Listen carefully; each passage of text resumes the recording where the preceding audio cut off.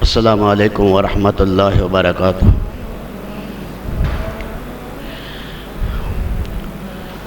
اللہم انت الملک لا شریک لک والفرد لا ند لک کل شیء ہالک الا وجہک لن تطاع الا باذنک ولن توصى الا بعلمک۔ اللہم صلی علی سیدنا وحبیبنا وشفیعنا وقائد غر المحجلین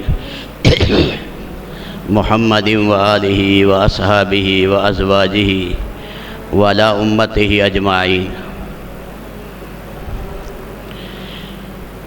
اللہ تعالی شانہ زندگی میں پھر ایک دفعہ ہمیں یہ مبارک مہینہ عطا کر رہے ہیں۔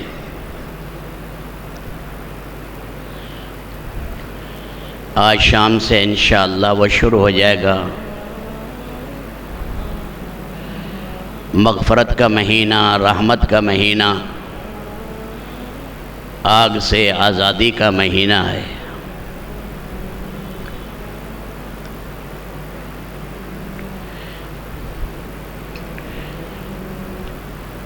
اللہ تعالی شانہ نے اس مہینے میں مومن کا اجر بڑھا دیا۔ نوافل پر اللہ تعالیٰ فرض کا اجر عطا کریں گے اور ایک فرض پر 70 فرضوں کا اللہ پاک اجر دیں گے۔ اور تراویح جو ہے یہ سنت ہے، مسجد میں اجازت ہو جائے گی تو مسجد میں پڑھیں گے، وہاں نہیں ہوگی تو اپنے گھروں میں بیٹھکوں میں پڑھیں گے۔ پڑھنی ضرور ہے۔ قرآن کریم اور روزے کے ساتھ اللہ نے اس مہینے کو جوڑا ہے۔ انوارات الہیہ کا یہ مہینہ ہے۔ حضرات صحابہ کرام اتنے شوق مند ہوتے تھے روزے کے بارے میں کہ گرمیوں کے اندر جب جہاد کا سفر ہوتا اس سفر کے اندر بھی روزہ رکھتے۔ حالانکہ سفر ہو، جہاد ہو، آپ نے اجازت دی تھی کہ روزہ نہ رکھے تو اس کی اجازت ہے، لیکن اجر کو دیکھ کر شوق اتنا تھا کہ گرمی اتنے زور کی تھی، کپڑا پاس نہیں تھا کہ سورج کی طرف کریں، اپنے ہاتھ کی ہتھیلیاں سورج کی طرف کر رہے ہیں، اور بعد بے ہوش ہو کر گر گئے۔ اور بعد نے جہاد میں روزہ رکھا ہوا ہے اور ساتھ ہی کہہ رہے ہیں روزہ کو توڑ دو، گرمی بڑی سخت ہے، آپ زخمی ہیں۔ اپنے غلام سے کہہ رہا ہے میرے اوپر ڈھال لے آؤ اور پانی کی چھینٹیں مارو۔ اسی حال میں روزے کے ساتھ شہید ہو گئے۔ تو یہ اللہ نے بڑا اونچا مہینہ دیا ہے۔ آفات اور وبائیں جو ٹلتی ہیں وہ اللہ کو راضی کرنے سے ہیں۔ جتنا رب العالمین کے سامنے گڑ گڑائیں گے اور اللہ کے سامنے روئیں گے، اللہ بڑی وبائیں، چھوٹی وبائیں، بڑی مصیبتیں، چھوٹی مصیبتیں سب اللہ پاک دور فرمائیں گے۔ اس لیے اپنے ارد گرد کسی بھائی کو بغیر روزے کے نہ رہنے دیں، خواتین کو بھی روزے کا اہتمام کرائیں۔ ایک کافر کھا رہا تھا سامنے مسلمانوں کے، عمر بن خطاب نے اسے درہ مارا، اور فرمایا ہمارے تو بچے بھی روزے کے ساتھ ہیں، تجھے شرم نہیں آتی رمضان میں کھا پی رہے ہو؟ ایسے بھیانک حالات آ رہے ہیں کہ وبا نے سارے عالم کو لپیٹا ہوا ہے اور پریشانی ہے، تو اس میں اللہ کی طرف دوڑنا، وہی مالک اور خالق، اسی کے ہاتھ میں پریشانیوں کا دور کرنا ہے۔ حضرت مالک تھے، عوف بن مالک ہیں یا حضرت مالک ہیں صحابی، ان کے بیٹے کو دشمن نے قید کر لیا اور بیڑیوں میں جکڑ دیا۔ انہوں نے رسول پاک علیہ السلام کو پیغام بھجوایا، یا رسول اللہ میں سخت بیڑیوں میں جکڑا ہوا ہوں،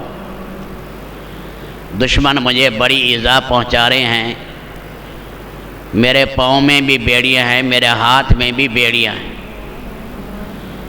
اللہ کے نبی صلی اللہ علیہ وسلم نے پیغام بھیجا، اسے کہو لا حول ولا قوت الا باللہ کثرت سے پڑھے۔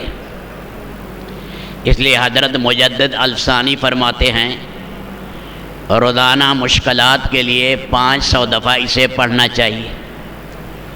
اور سورۃ توبہ کی آخری آیت حسبی اللہ لا الہ الا ھو علیہ توکلت وہو رب العرش العظیم کی کثرت کریں۔ فعقب علیہ، وہ اوندے منہ گر گئے، کثرت سے پڑھنے لگے۔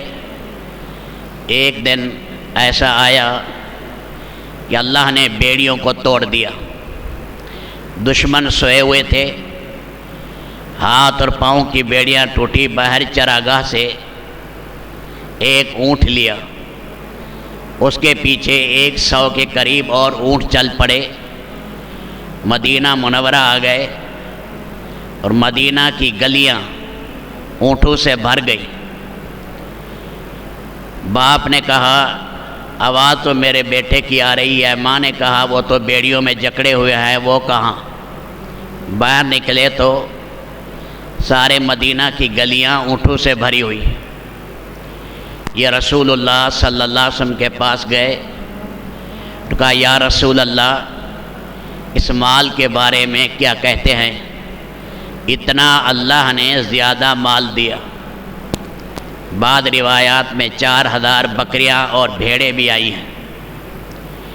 تو اس پر قرآن کریم کی آیت اتری، وَمَن يَتَّقِ اللَّهَ يَجْعَل لَّهُ مَخْرَجًا وَيَرْزُقْهُ مِنْ حَيْثُ لَا يَحْتَسِبُ وَمَن يَتَوَكَّلْ عَلَى اللَّهِ فَهُوَ حَسْبُهُ إِنَّ اللَّهَ بَالِغُ أَمْرِهِ قَدْ جَعَلَ اللَّهُ لِكُلِّ شَيْءٍ قَدْرًا۔ جو گناہوں سے بچے گا اللہ تاریک جگہ سے روشنی دیں گے، بند جگہ سے راستہ نکالیں گے، ٹیڑھے راستے سے پار کریں گے، گھٹا ٹوپ اندھیرے ختم کریں گے، پریشانیوں کے جکھر اللہ ہٹا دیں گے، اللہ کی مدد آئے گی۔ تو یہ مبارک مہینہ آ گیا ہے، اس کے اندر اللہ کے سامنے گڑ گڑانا ہے، رونا ہے، تراویح کا اہتمام ہو، افطاری سحری خود بھی کریں، لوگوں کو کرائیں، کھجور پہنچا دیں، پانی میٹھا پہنچا دیں، کسی کے گھر میں کھجوریں پہنچا دیں۔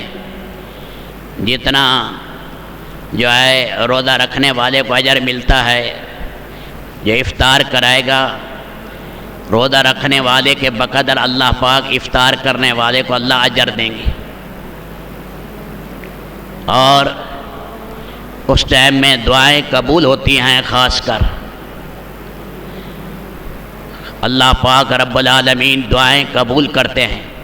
سحری کے ٹائم بھی اس کا اہتمام ہو، پریشانیاں آئیں گی اللہ کی طرف دوڑیں گے، پریشانیاں آئیں گی مالک کو راضی کریں گے، پریشانیاں آئیں گی رسول پاک کی سنتوں پر چلیں گے۔